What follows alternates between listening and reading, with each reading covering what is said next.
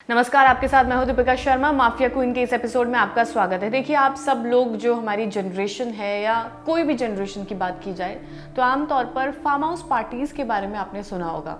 लोग farm house पर party organise करते हैं, अच्छा म्यूज़िक होता है, शांति होती है और अपने जो चहीते लोग हैं वो आपके साथ मौजूद होते हैं। लेकिन क्या कभी आपने ऐसा सुना है कि कोई फार्म हाउस कि उसको मर्डर हाउस भी कहा गया हो? ऐसी ही कहानी है माफिया क्वीन बेल की, जिसकी कहानी एक फार्म हाउस से जुड़ी हुई है। ये तमाम तरीके की तस्वीरें जो हम इस कहानी में आपको दिखाएंगे वो फार्म हाउस की हैं, जिसे अगर आप गौर से देखेंगे तो आपको वो भयानक सच दिखाई देगा कि आखिर इस माफिया क्वीन ने, इस महिला ने कैसे लोगों का कत्ल किया और इसकी कहानी फार्म हाउस से कैसे जुड़ी है। तो बात करेंगे नॉर्वे में पैदा होने वाली माफिया क्वीन बेल की, जो अमेरिका में आकर सेटल हुई, वहाँ रहने लगी और फिर कुछ टाइम बाद ही बेल ने शादी कर ली थी और फिर वो मिस से मिसेस बन गई। उसके बाद ये था दिमाग में, क्योंकि मैंने तमाम तरीके की जो कहानियाँ करी हैं उसमें मुझे जो एक पॉइंट नज़र आया वो एक पैसे वाला पॉइंट नज़र आया, क्योंकि ये महिला भी अच्छी लाइफस्टाइल के लिए, पैसे कमाने के लिए, ज़्यादा पैसे कमाने के लालच के लिए नॉर्वे से अमेरिका आती है। इसके माइंड में एक सेटअप था, एक मोटिव था कि उसे पैसे कमाने हैं। पैसे कमाना बुरी बात नहीं है, लेकिन इसके दिमाग में सिर्फ लालच था जो इसने सोचा कि वो अमेरिका जाकर पूरा होगा।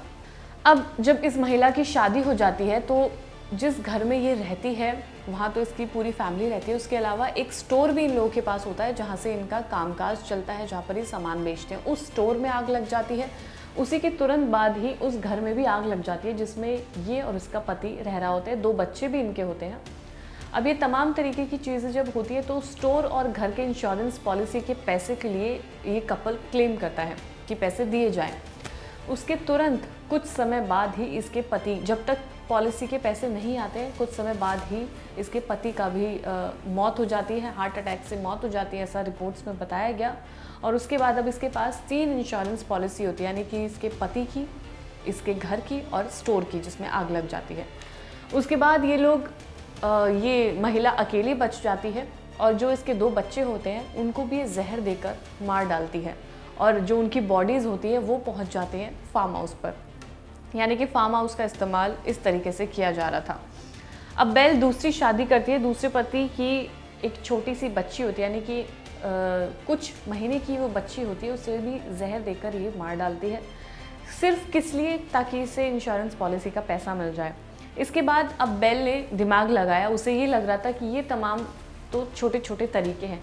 अब उसने ऐसे आदमियों से मिलना शुरू कर दिया जो काफ़ी ज़्यादा रईस थे, यानी कि फाइनेंशियली स्ट्रॉन्ग थे, उन लोगों के पास अच्छा पैसा था। वो ये नहीं सोचते थे कि कब कहाँ पैसा उड़ाया जाए, तो इसे वो लोग पसंद आने लगे। ऐसे कई लोगों से इसने मिलना शुरू कर दिया। अब ये जो नए लड़के थे ये उसका नया शिकार थे।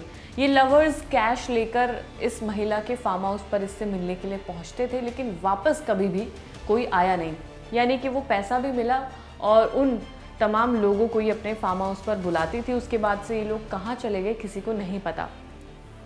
और फिर कई लवर्स की इसने जान ली और अब जो बेल की किस्मत के सितारे थे वो अब डूबने लगे थे। यानी कि अब ऐसा कुछ होना लगा था कि वो सितारे की जो चमक थी वो ख़त्म होने लगी थी। हुआ ये कि बेल ने जिस एक लवर को मारा था उसमें से एक का भाई जो था उसको शक हुआ। उसने पुलिस को इस चीज़ के बारे में बताया, इन्वेस्टिगेशन करने के लिए बोला गया। इसी के साथ जो बेल का फार्म हाउस था उस पर भी आग लग जाती है। जब आग को बुझाया जाता है तो आसपास के लोग वहाँ पहुँचते हैं। तब उन्होंने क्या देखा कि उस फार्म हाउस से कई तरह की स्केलेटन्स बरामद होते हैं, लेकिन किसी का सर नहीं था, किसी का कुछ पार्ट्स नहीं थे, लेकिन वहाँ से स्केलेटन बरामद होते हैं। जिसके बाद ये मुद्दा बन जाता है और वहाँ पर पुलिस को बुलाया जाता है। इन्वेस्टिगेटिंग टीम भी वहाँ पर पहुँचती है। अब इसके बाद वहाँ से 4 स्केलेटन बरामद कर लिए जाते हैं, जिनमें से 3 उसके खुद के बच्चे के थे, यानी कि 2 बच्चे जो उसके पहले पति के थे और तीसरी बच्ची जो नवजात बच्ची थी जब इसने दूसरी शादी की थी, वो 3 बच्चों के स्केलेटन बरामद किए जाते हैं। लेकिन गिनती सिर्फ इतनी ही नहीं थी, उस फार्म हाउस से 40 से भी ज़्यादा बॉडीज़ बरामद की गई थी। यानी कि वो पूरा ग्रेवयार्ड इसने बना दिया था उस फार्म हाउस की ज़मीन पर। जो पिक्चर्स इसमें दिखाई जा रही है उसमें जगह जगह पर आपको गड्ढे दिखाई देंगे जहाँ पर से ये बॉडीज़ रिकवर की गई थी। पूरी टीम इसमें लगी थी, तब जाकर ये जो बॉडीज़ थी 40 से ज़्यादा बरामद की गई थी। अब बेल ने शुरू से ही ये सारी प्लानिंग कर रखी थी, यानी कि जब वो नॉर्वे में थी तभी से उसने ये प्लान बनाया हुआ था कि उसे अमेरिका आना है, ऐसे ऐसे सारी चीज़ें करनी है। कुछ चीज़ें समय के साथ साथ होती चली गई, लेकिन प्लान इसके दिमाग में यही था कि इसे कुछ ना कुछ ऐसा गलत काम करना है जिससे ये पैसे कमा सके।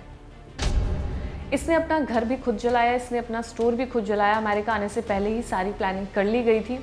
बेल कभी भी पकड़ी नहीं गई, यानी कि वो कभी भी पुलिस के हाथ नहीं आई थी। वो मर चुकी है या उसे कुछ हुआ है इस बारे में भी कोई कंफर्मेशन अभी तक भी नहीं है, यानी कि बहुत पुरानी बात है, लेकिन अभी तक इस बारे में कोई इसका कंफर्मेशन नहीं आया। ये सब बेल ने अकेले नहीं किया था, यानी कि उसका साथ देने वाला कोई और भी था जिसे पुलिस ने गिरफ्तार कर लिया था और उसने सारी चीज़ें बताई। उसका नाम था रे। रे बेल का बहुत बड़ा आशिक था। वो उसके लिए कुछ भी कर सकता था, चाहे लोगों को मारना हो, चाहे किसी स्टोर में आग लगानी हो, वो उसके कहने पर कुछ भी कर सकता था। उसे ये भी चीज़ पसंद नहीं आती थी कि बेल दूसरे लोगों से मिलती है, दूसरे लड़कों से मिलती है, उन्हें फार्म हाउस पर बुलाती है, पर वो कर कुछ नहीं सकता था, लेकिन वो कभी भी उसका साथ नहीं छोड़ता था।